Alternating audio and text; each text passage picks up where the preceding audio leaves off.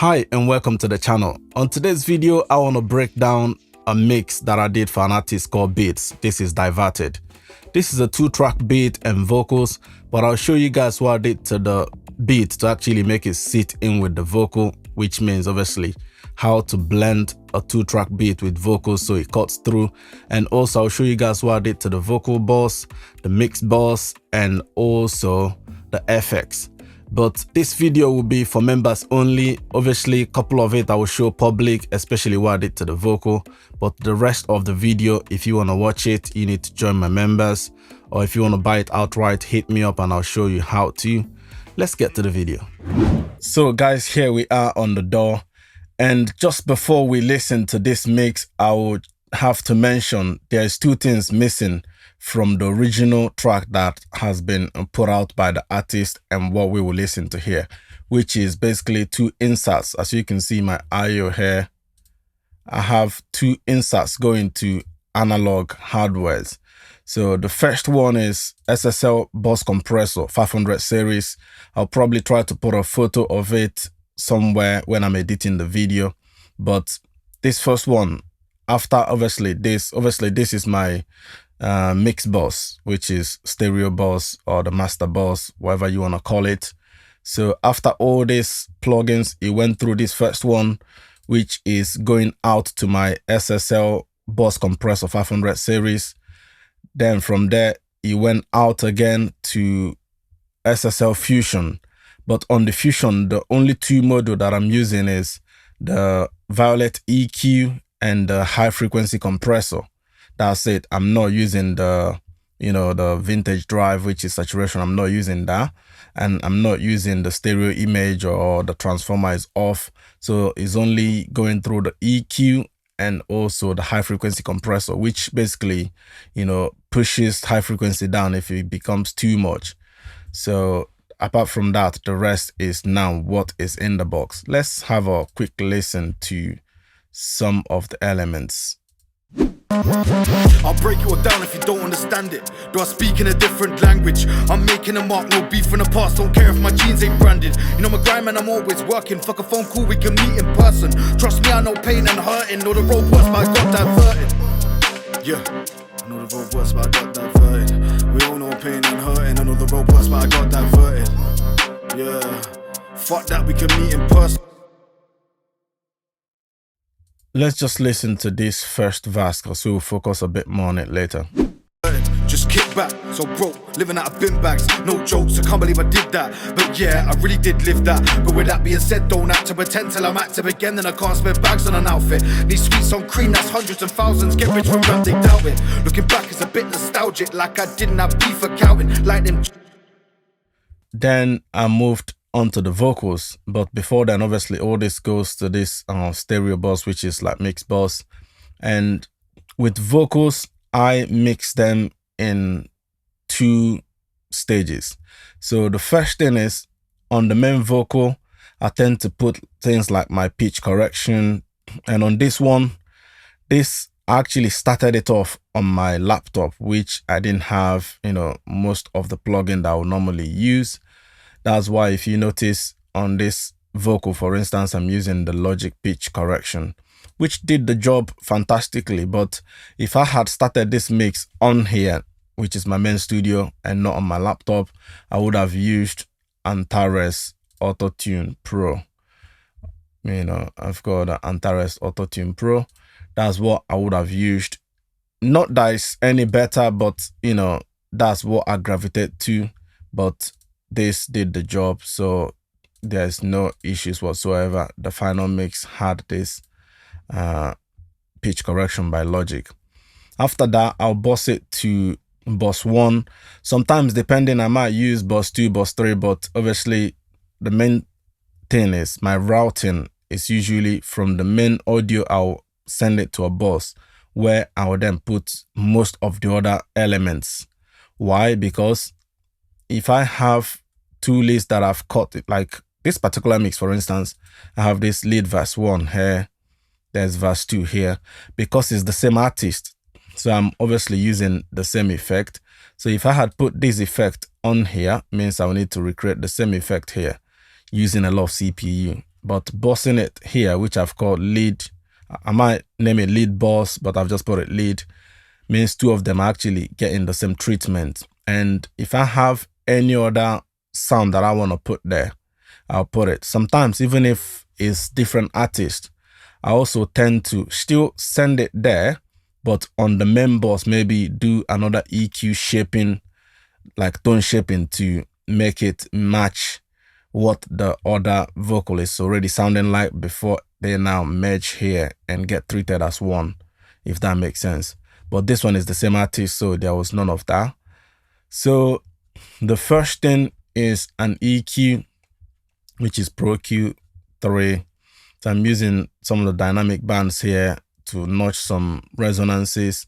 And also I got rid of the high. Just to let you guys know, this is not like super expensive vocal chain, but at least it's not cheap vocal chain either. So what do we use to record this?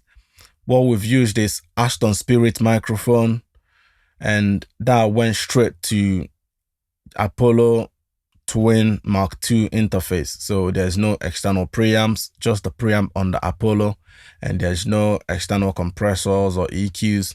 So everything was just from that Ashton Spirit mic going into Apollo Mark II, Apollo Twin Mark II preamp.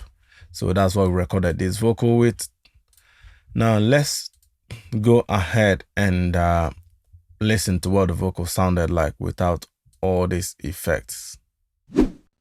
Just kick back, so broke, living out of bin bags, no jokes, I can't believe I did that. But yeah, I really did live that. But with that being said, don't act to pretend till I'm active again, then I can't spend bags on an outfit. Need sweets on cream, that's hundreds and thousands, get rich from rap, they doubt it. Looking back as a...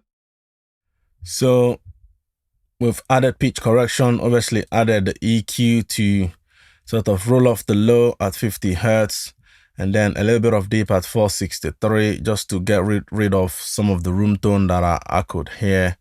And these notches, obviously getting rid of the high. Why? Because if you have listened, you notice that this mic is quite bright. You know, in order to still gain more clarity, we need to get rid of the super highs, you know, the digital highs. Have a listen. Just kick back, so broke, living out of bin bags, no jokes, I can't believe I did that. But yeah, I really did live that. But with that being said, don't act to pretend till I'm active again, then I can't spend bags on an outfit. Need sweets on cream, that's hundreds and thousands, get rich from rap, they doubt it. So that's followed by a ProTech EQ. This is Lindell PEX 500, which is the Plugin Alliance ProTech style EQ. This is quite good, guys. Obviously, it's overlooked. Sometimes you can even pick this plugin free when they are doing $20 voucher, and this plugin goes on sale for like $20 or something like that. I think I got it free as well. This is really good, but one thing you need to bear in mind is this analog button. It introduces some, you know, hiss noise, which is what they think analog impacts on sound. Most times I tend to turn it off. You know, it's almost like, you know, how you have Waves, H delay, and some of the other plugin that just introduces noise as part of analog. So this, I turn it off if I want clean sound. But when I'm using it on a vocal that I really want, you know, a lot more dirty and grit to it, I leave it on. But this one I had it off. So what I'm doing here is 10 kilohertz boost 2 dB. That's it. Sometimes I might even just throw this plugin on because it's now part of my vocal chain, which I've recently sort of put together. And I might not even boost anything, but just having that there also adds something. Because, you know, ProTech is a tube, like passive tube equalizer, which still adds a little bit of, you know, tube texture. But on this occasion, I'm obviously boosting 2 dB. Let's have a listen. Just kick back, so broke, living out of bin bags, no jokes, I can't believe I did that. But yeah, I really did live that. But with that being said, don't act to pretend till I'm active again, then I can't spend bags. So that's followed by our compressor, which is the 1176 by UAD Rev E. Let's see what that's doing.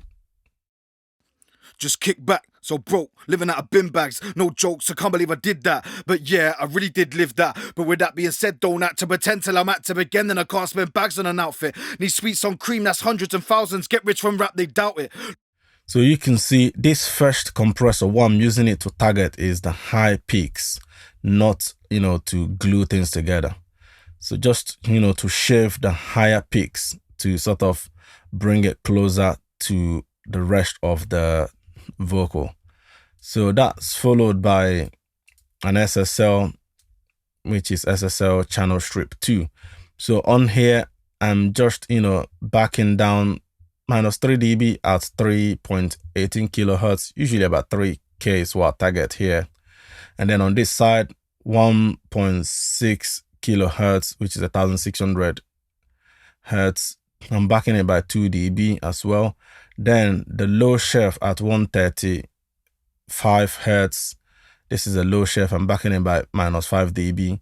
Sometimes depending on how much, thin I want the vocal to sound. If I want the vocal to have a bit more body, I'll probably leave this at maybe minus 2, minus 3.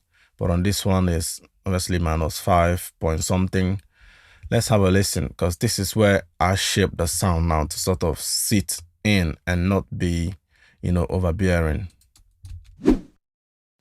Just kick back, so broke, living out of bin bags. No jokes, I can't believe I did that. But yeah, I really did live that. But with that being said, don't act to pretend till I'm active again. Then I can't spend bags on an outfit. Obviously, the vocal is sounding thin now, but by the time we put our effects, it will have a lot more width and weight.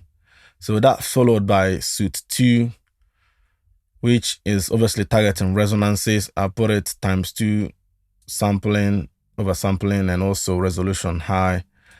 On the mix, I had it minus 75 so that it doesn't, affect much of the sound itself. Because sometimes if you have this on 100%, if it's actually pulling a lot more, your vocal will sound, as if it's got a lot of artifacts. So let's have a listen. Just kick back, so broke, living out of bin bags. No jokes, I can't believe I did that. But yeah, I really did live that. But with that being said, don't act to pretend till I'm active again. Then I can't spend bags on an out. That's followed by Fresh Air, just 3% on the mid, 3% on the high. The next thing is the ESA. Just kick back, so broke, living out of bin bags. No jokes, I can't believe I did that. But yeah, I really did live that. But with that being said, don't act to pretend till...